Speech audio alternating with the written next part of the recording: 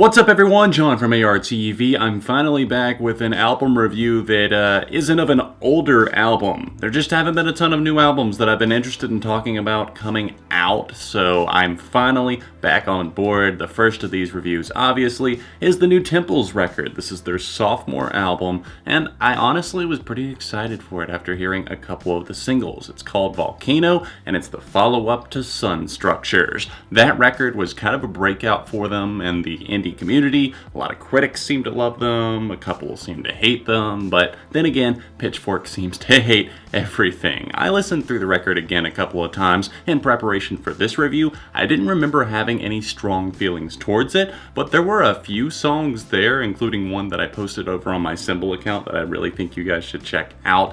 I really started connecting with a few of them, and I really dig the vibe. This time around, they've gone more the route of, I know everyone is saying this, but Tame Impala. It's inevitable. Kevin Parker style right here, ladies and gentlemen. And they are pulling it off quite well. I was pleasantly surprised with this record considering I had little to no expectations going in. Yes, I liked a couple of the songs that I had heard, but I had played them one or two times, and that was really it. I didn't really have any hype built up for it, and then listening through this thing for the first time, I started connecting with moments like Roman Godlike Man, or just the amazing vocals, the way that they teamed up for the chorus on Oh the Saviour. And I know they don't like the Beatles comparisons, but seriously, they are channeling the 60s and the 70s this time around with the vocals, the harmonies, and just the psychedelic buzz all around. These guys claim that their main influences are people like the Byrds, obviously the Beatles, some modern contemporaries as well. I think we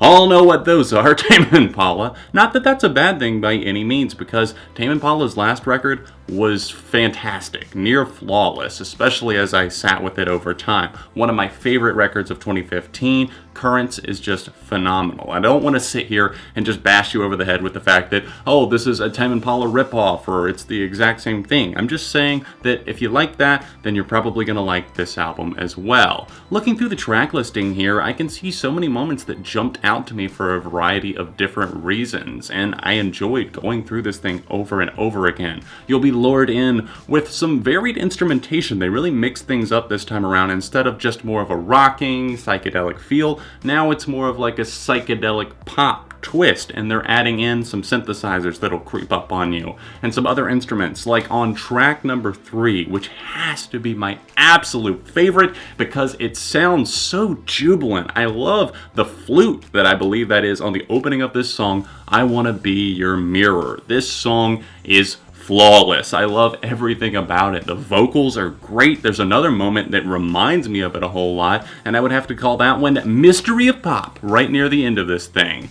Both of those tracks have so many elements to them, especially I Wanna Be Your Mirror, that remind me of older styles of music, and so much of this new album, Volcano, just feels timeless to me. I am enjoying sitting down, playing this thing. It's something that will mellow you out, but at the same time, it's not gonna bore you to tears by any means. There's more upbeat tracks like the one I just mentioned, I Wanna Be Your Mirror, Certainty, which was released as the single from this record, that one, and the final track on the album, Stranger Be Forgotten, were used to promote Volcano, and I can see why they chose both of those songs. They definitely express a certain feeling, a certain vibe, and showed off that they were flexing kind of a new style on this record, mixing these synthesizers, these darker elements on the keyboards with their stator guitars. They're definitely still going in the background, some really solid bass grooves, and some on-point drumming that at times does get a bit boring. Some of these do feel a bit standard, like All Join In. I feel like we just kind of get lost in a little bit of a loop on the drums on that one.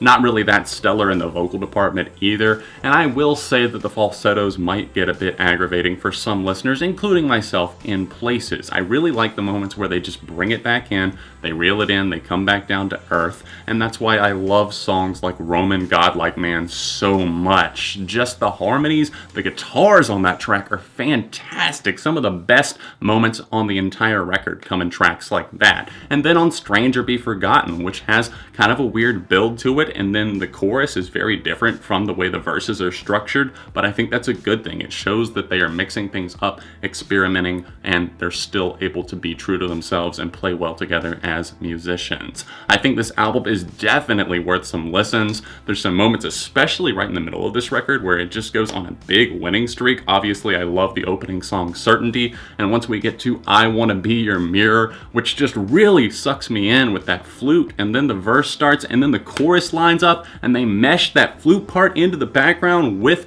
the vocals, and it's just aiding it, backing it, they're hand in hand. Oh my god, it sounds ridiculously good. One of my favorite songs of the year so far. Oh, the Saviour reminds me of something like Portugal the Man in terms of like the way the backing vocals are done. They just kind of team up. It is in that falsetto range, but it sounds so good alongside the guitars and the buzz of the keyboards. Definitely one that channels those Beatles feelings and a couple of other 60s bands that come to mind as well. Born Into the Sunset continues that streak. I think that's one that really sees them questioning in the lyrics. Obviously, there's a lot of thought here and just life, where you're at, where you're residing in your own mind, and just kind of contemplating things. It definitely sticks with the whole psychedelic feel of obviously Temples in general as a band and their genre. And I think that they do a great job then on the next track kind of questioning death and exactly what's going to happen in the afterlife. Or would you like to know how you're going to die?